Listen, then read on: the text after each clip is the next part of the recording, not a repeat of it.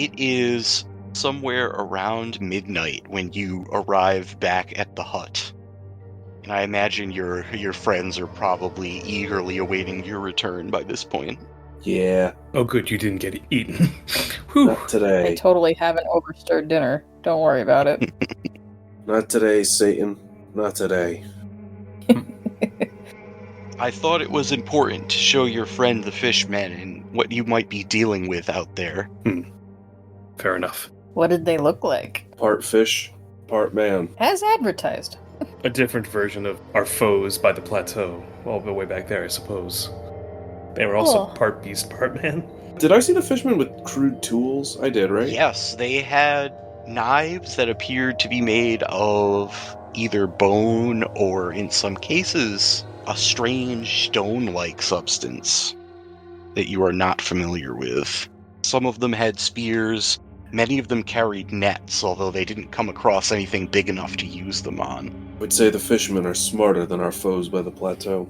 Unfortunate. Although, the flying ones, we don't know how old those skeletons were, right? Correct. Also, depending on circumstances, it's kind of a reach, I know, but if you're specifically out to target a specific thing, like a man with a sword, you might not have the same kind of equipment as, say, when you are intending to gather a variety of things.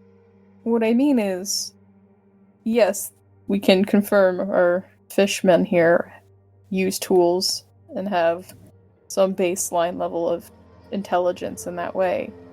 But I think that means, instead of assuming that they're smarter than the flying beasts, it's a possibility. I was talking about the degenerates. Oh, that's true, yeah. Yeah, I was also talking about the apes. Okay. Alright. There were two different plateaus. There was the one that the sword was found on, and the other one was the degenerate one, yeah. I think there's this uncomfortable trend, now that we're all talking about the same things, like, I think there's an uncomfortable trend of, like, everything seems to be a little bit smarter than we would have initially thought.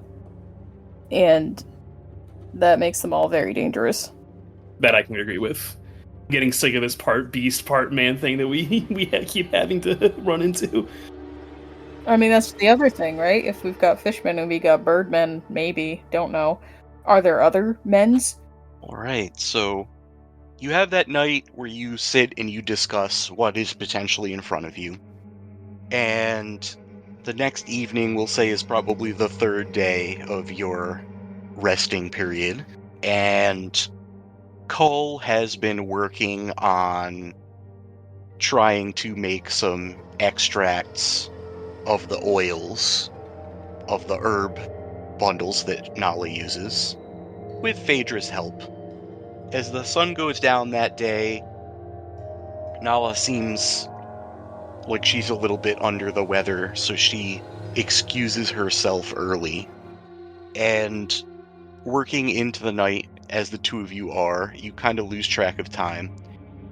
And probably once the moon is up and over the canyon wall so that the light levels outside come up a little bit and it's not pitch dark, Nala emerges from her room wearing just like a shift.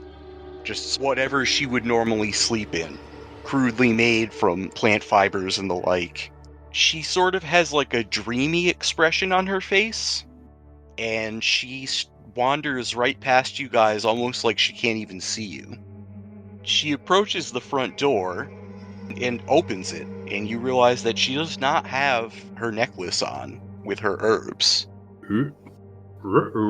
As you kind of just watch this play out, Cole's gonna go out and say somebody grab the necklace. Yeah, I'm on it.